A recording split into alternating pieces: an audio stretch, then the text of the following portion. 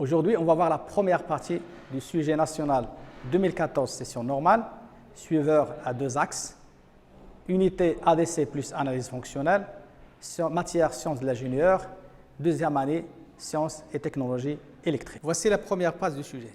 Elle comporte la présentation de l'épreuve, l'année, la session, la matière, la filière, la durée, le coefficient, la note globale et aussi des conseils et des directives aux candidats.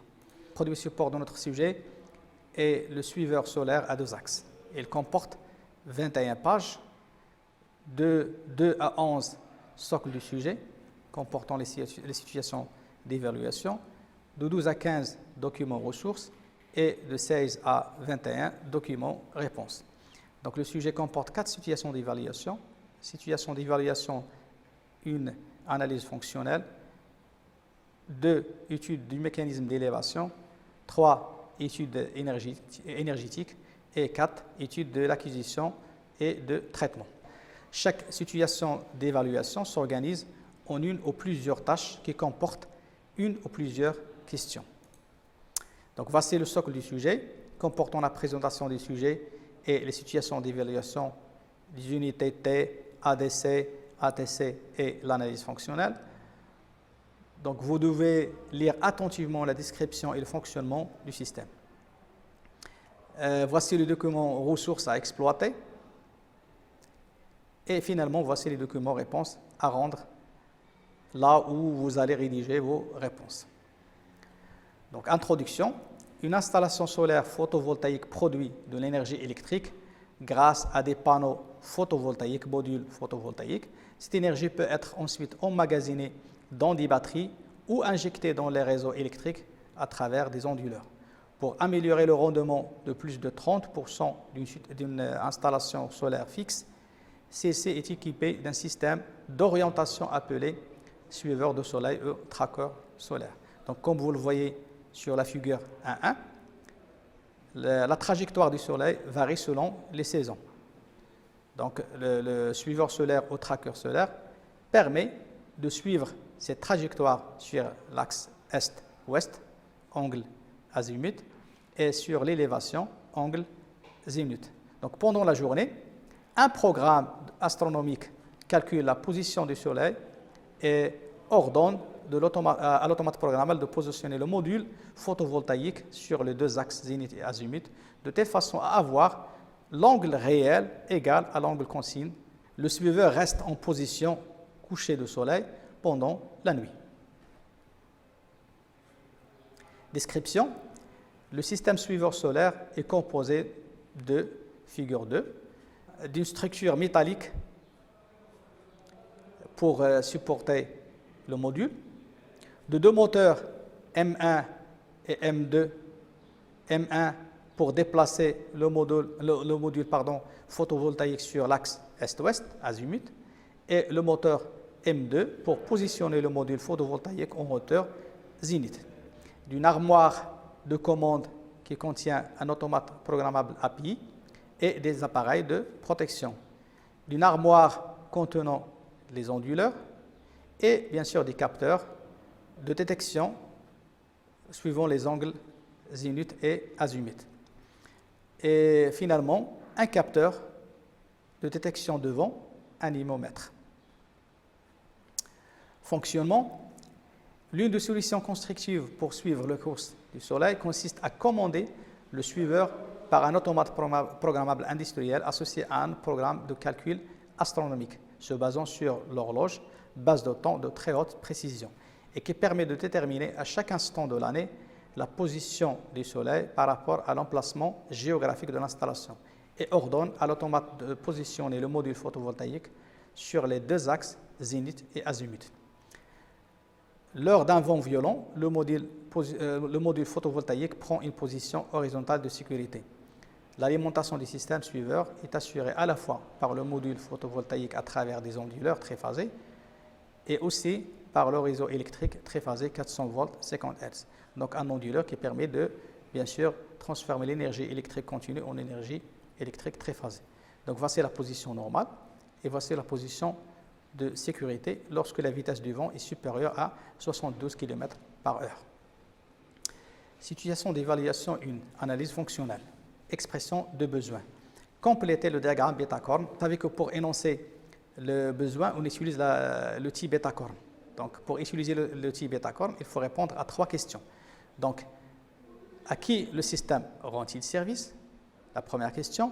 Sur quoi agit-il? La deuxième question. Et la troisième, dans quel but? Donc, notre produit support d'aujourd'hui, bien sûr, c'est le suiveur solaire. À qui rend-il service? À l'utilisateur. Sur quoi agit-il? Sur le module photovoltaïque. Et dans quel but? C'est bien sûr orienter automatiquement le module face au soleil. Identification des fonctions. Compléter le diagramme des interactions. Donc ici, on a le diagramme des interactions au diagramme pieuvre. Donc ici, c'est le produit support, notre produit support. Et on a autour des milieux extérieurs. D'accord? Donc lorsqu'on a une relation directe entre le produit support et le milieu extérieur, donc c'est une fonction contrainte. Lorsqu'on a une relation entre deux milieux extérieurs à travers le produit support, donc c'est une fonction principale. Donc le diagramme des interactions permet de déterminer ces fonctions de service, à savoir les fonctions principales et les fonctions contraintes. Donc la première fonction, orienter automatiquement le module photovoltaïque face au soleil. Donc vous voyez ici, on a deux milieux extérieurs, module photovoltaïque et soleil. Donc c'est une fonction principale entre module photovoltaïque et le soleil. Deuxièmement, placer le module photovoltaïque en position horizontale de sécurité en cas de vent violent. Toujours ici, vous avez le module photovoltaïque et le vent, donc deux milieux extérieurs. Donc c'est une fonction principale 2.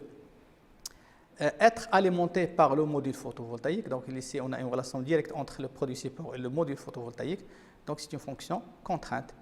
Et finalement, être alimenté par le réseau électrique, la même chose, une relation directe entre le réseau et le produit support, donc c'est une fonction contrainte.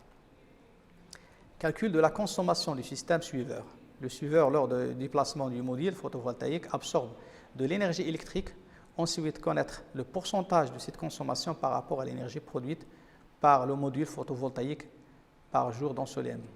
Dans le cas d'un module photovoltaïque équipé d'un suiveur et produisant au moyen 128 kWh par jour, l'énergie consommée par le suiveur pendant une année est 100 kWh.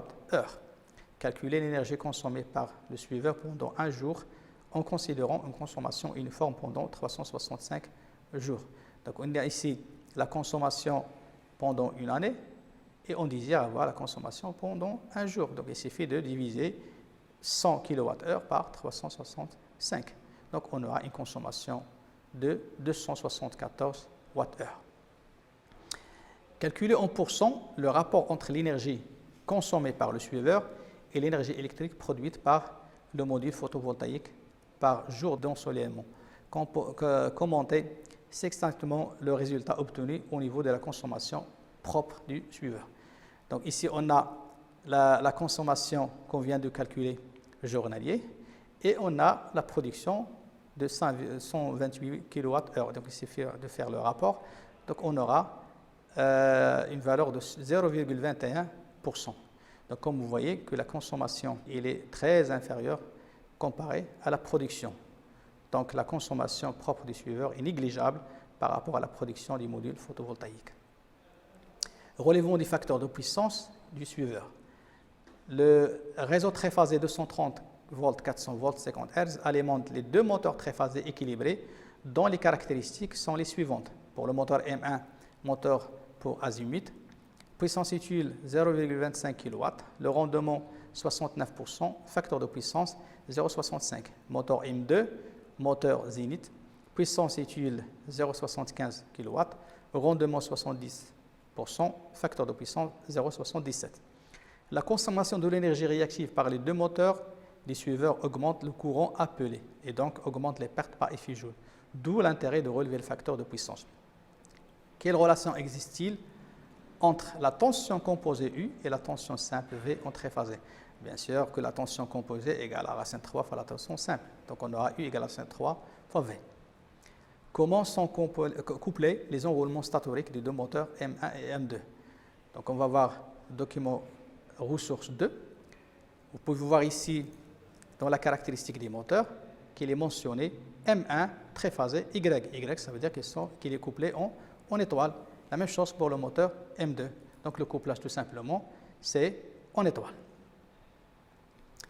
L'intérêt de relever le facteur de puissance d'un récepteur triphasé est d'augmenter la puissance de la charge, diminuer la puissance de la charge, diminuer le courant appelé et donc réduire les pertes par effet Joule. Aucun intérêt. Donc si pour une puissance donnée et une tension constante, donc le courant il est inversement proportionnel au facteur de puissance cos phi. Donc si le facteur de puissance diminue, ça veut dire que le courant va augmenter. Donc les pertes Joule qui sont égales à la résistance totale fois RI au carré augmentent. Donc pour diminuer ces pertes Joule, on a intérêt à relever le facteur de puissance. Donc diminuer le courant appelé et donc réduire les pertes par effet Joule. Calculer la puissance active P1 et la puissance réactive Q1 consommée par le moteur M1. Donc d'après les caractéristiques du moteur, on a le rendement qui est égal à la puissance utile sur la puissance absorbée. Donc finalement, la puissance absorbée qui est égale à P1 égale à la puissance utile sur le rendement. Application numérique, on trouve une puissance de 362 watts. L'énergie réactive, tout simplement, est égale à la puissance active fois le tangent de phi 1. Donc on aura une puissance réactive de 423 var. Calculer la puissance active P1 et la puissance réactive Q2 consommée par le moteur M2. Donc on fera la même chose, c'est-à-dire que P2 égale à la puissance utile 2 sur le rendement 2. On trouve une puissance de 1071,4 watts. Et la puissance Q2 égale à P2 fois tangent de phi 2. Donc application numérique 887,8 var. Dans le cas où les deux moteurs fonctionnent simultanément, calculer les puissances actives P, réactive Q et apparente S absorbées par les deux moteurs. Donc ici, il suffit d'appliquer le théorème de Boucheroux. Donc la puissance active totale, c'est la somme des puissances actives consommées par chaque récepteur. Donc on aura P égale à tout simplement P1 plus P2. Donc on trouve une puissance de 1433,4 watts. La même chose pour les puissances réactives, donc Q égale à Q1 plus Q2. Donc on aura 1310,8 var. Pour ce qui est de la puissance apparente, S, il ne faut jamais additionner les puissances apparentes. Donc S est égal tout simplement la racine carrée de P au carré plus Q au carré. Donc on trouve une puissance apparente de 1942,4 volts ampères. On déduire la valeur efficace I de l'intensité totale du courant en ligne ainsi que le facteur de puissance. Donc on vient de calculer la puissance apparente S qui est égale à racine 3 I fois I. Donc tout simplement I égale à S sur racine 3 U. Donc on aura un courant de 2,8 ampères. Le facteur de puissance cos phi égale à P sur S, donc égal à 0,74. Remarquez ici que le facteur de puissance il ne respecte pas les normes car il est inférieur à 0,8. Donc on veut ramener ce facteur de puissance cos phi à 0,86. Relevé sur la bac de la figure 9. Document ressource 3, la puissance réactive à fournir au réseau. Donc le cos phi avant compensation, c'est le cos phi qu'on vient de calculer tout à l'heure, donc c'est 0,74. Donc on veut relever ce facteur-là à 0,86. Donc c'est le cos phi après compensation. Donc on va aller chercher sur la BAC la puissance réactive à fournir. Voilà la BAC, document ressources 3. Ici on a le cos phi avant compensation et aussi on a le cos phi après compensation. Donc on a dit que le cos phi avant compensation c'est 0,74. Et le cos phi après compensation, c'est 0,86. Donc, il suffit de faire l'intersection. On trouve une valeur de 0,309. Donc, la puissance réactive à installer par kWh égale à 0,309. Donc, pour calculer la puissance réactive, il suffit de multiplier 0,309 fois la puissance active. Donc, on aura 0,309 multiplié par 1433,4, c'est la puissance active, égale à 442,92 var. Validation de la protection du moteur M2. Les deux moteurs du suiveur sont protégés par deux disjoncteurs magnétothermiques. On veut vérifier la protection et justifier au niveau du courant de démarrage et du surcharge prolongé. Un disjoncteur magnétothermique protège contre les surintensités, les surcharges, les courts-circuits, les contacts directs. Et rappelez-vous que les surtensions, on a une surtension lorsqu'on a une hausse soudaine de tension. La protection elle se fait par l'émetteur de surtension parafoudre, relais de surtension, éclateur. Les surcharges lors d'une demande de puissance plus importante pour un circuit électrique. Donc la protection, il se fait par relais thermique, fusible, déclencheur thermique des disjoncteurs. Les courts-circuits, c'est lorsqu'on a une élévation brutale du courant absorbé par le circuit dû à un contact électrique entre deux conducteurs de potentiel différents.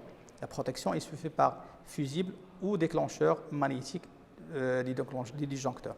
Les contacts directs, c'est le contact d'une personne avec les parties actives des matériels normalement sous tension. Donc ici, on a un disjoncteur magnétothermique. Donc il a un déclencheur magnétique qui va protéger contre les courts-circuits et thermique qui va assurer la protection contre les surcharges. Donc on aura la protection contre les surcharges et les courts-circuits. Les références du disjoncteur magnétothermique classe 10 choisies par le concepteur sont 3RV1011 OGA1 pour le moteur M1, 3RV1011 GCA1 pour le moteur M2, voir figure 12 document ressources 4. Notez la plage du déclencheur thermique, le courant du déclencheur instantané et le pouvoir de coupure à côté de chaque symbole. Donc voilà le tableau de sélection des références de commande. Ici, on a la référence, le pouvoir de coupure. Ici, c'est le déclencheur instantané.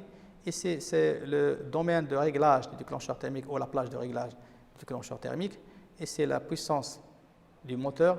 Et ici, on a le calibre du disjoncteur ou le courant nominal du disjoncteur.